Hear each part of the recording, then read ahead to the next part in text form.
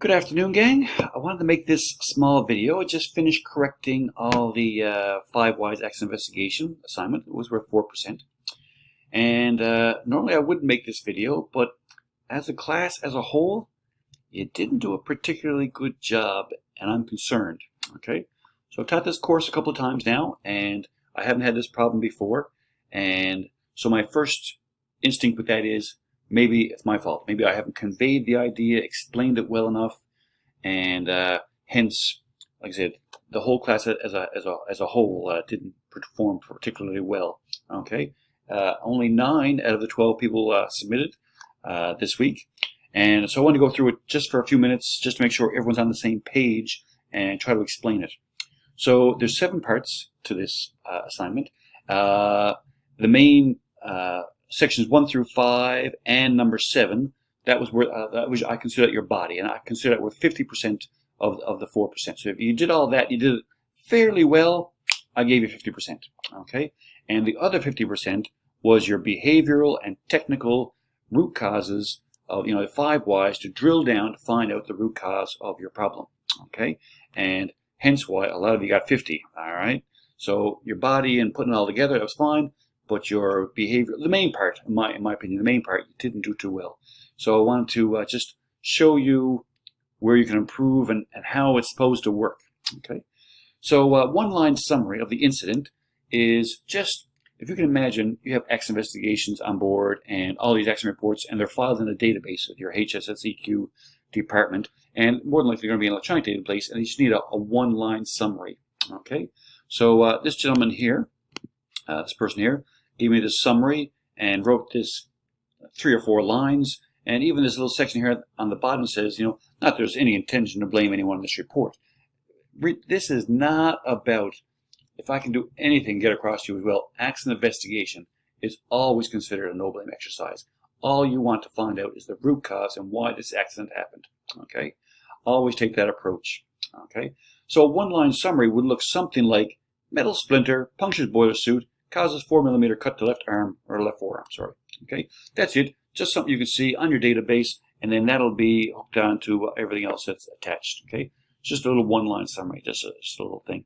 Okay, some of you got way off topic. Okay, and even started to invent stuff. This person here talked about the fault being the PM system was at fault. Superintendent had left the job, and because he left the job, it wasn't being done. And part of your long-term solution was for human resources to find a superintendent.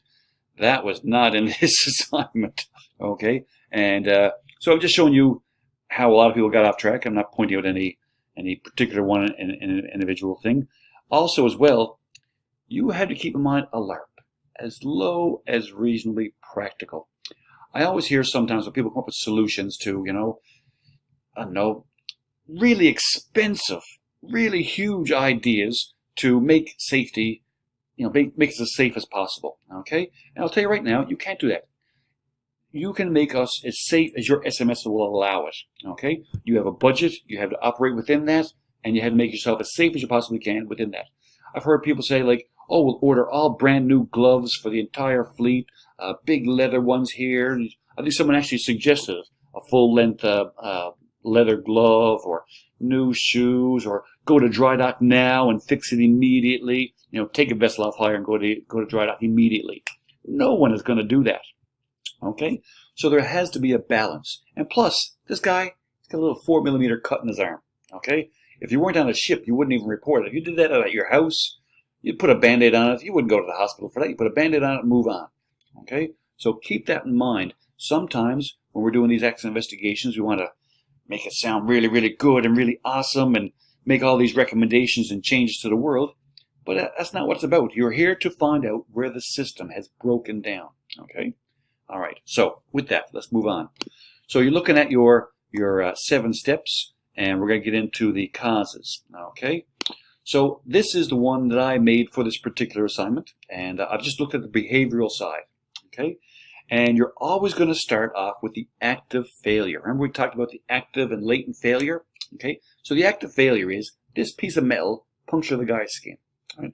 And that's what question you're going to start with for the behavioral and the technical.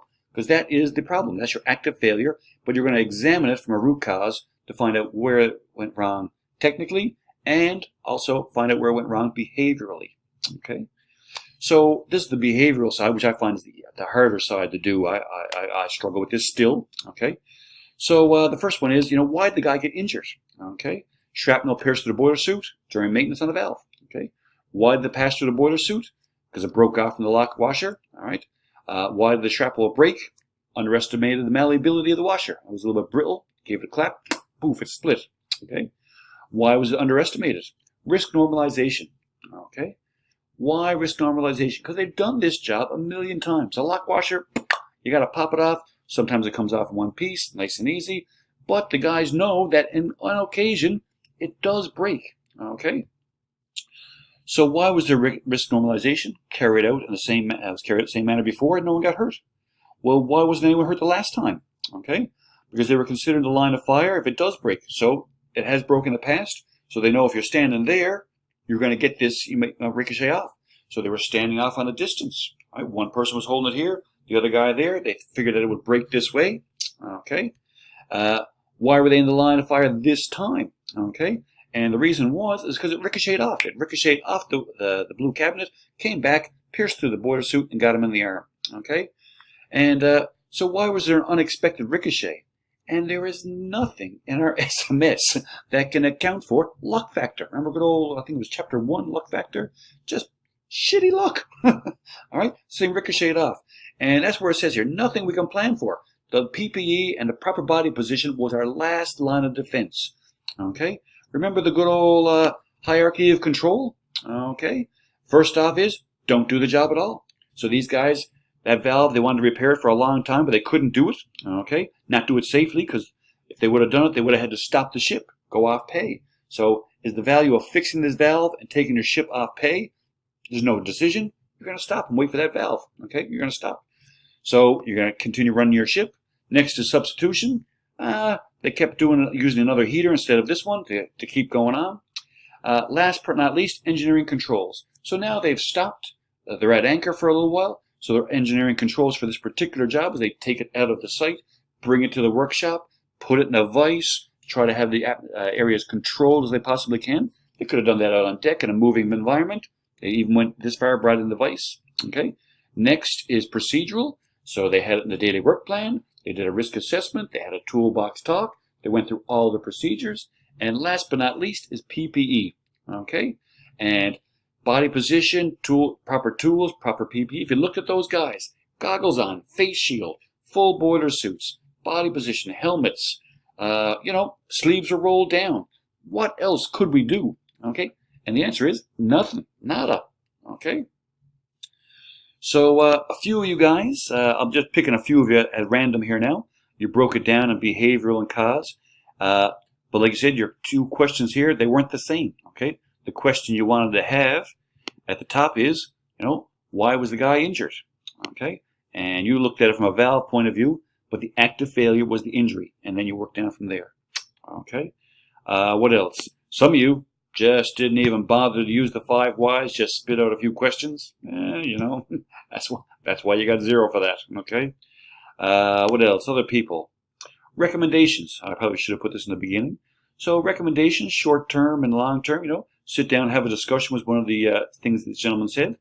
And other things, I think I put it here because they talked about different types of boilers to be issued, maybe. All right. That would be quite expensive. Would it be, what's the chances of someone that puncturing another boiler suit in the near future? Slim, none, nil, a LARP. Okay. And I think also this person mentioned as well, I'm not going to read it all here, but he mentioned long gloves and different types of full-length gloves to be worn and stuff like that. You have to balance that kind of stuff out. What else? Other people, they just spit out words for causes of technical and you missed the mark totally. You didn't even use the 5 why questions. Okay. What else? Some other people here didn't use the 5 whys. This person was on the verge. Okay. So they had the right question, properly asked. Next question, why did the splinter off? Because Fred was hammering it. Why was he hammering it? Okay. because he considered the job normal practice, which it was. The next question should have been, why was this normal practice? Why was this risk normalization there? If they would have asked another 2 or 3 questions, they would have had the answer. They would have came down and found it out. Okay, but they stopped at 3 questions. And my last but not least, this is probably my best answer out of everyone. Same thing, ask the proper question at the top, the active failure. They drilled down, and they found their conclusion. Okay, they called this their behavioral. Well, really, this is a technical answer. Okay, so they did the technical side here, and actually their technical side was actually more behavioral. Okay, and if you take a note here, he's also made another little quick blurb on the bottom. And I think it says, the reason I put this here, although the crew members involved appear to have taken all the necessary precautions, which they did, okay? I think they did not expect the flying debris could have injured them in such a way, okay? And then maybe later on, maybe reevaluation of potential hazards, okay? So, all in all, the last 2 were probably my best, and the other ones, like I said, there was a bunch of people who just didn't follow the process, and this is what I was looking for. So I'm hoping in, 11 minutes, I've hopefully explained it a little bit better to what we're looking for, and to give you a better appreciation of how the process works. Okay? I don't know if I really hit the nail on the head. I'm hoping that it's a benefit to you, and I didn't come across as condescending or telling you you're all wrong. It's hopefully to see where you've made your mistakes and to learn from that. Okay? All right, guys. Thank you very much for your time. Cheers.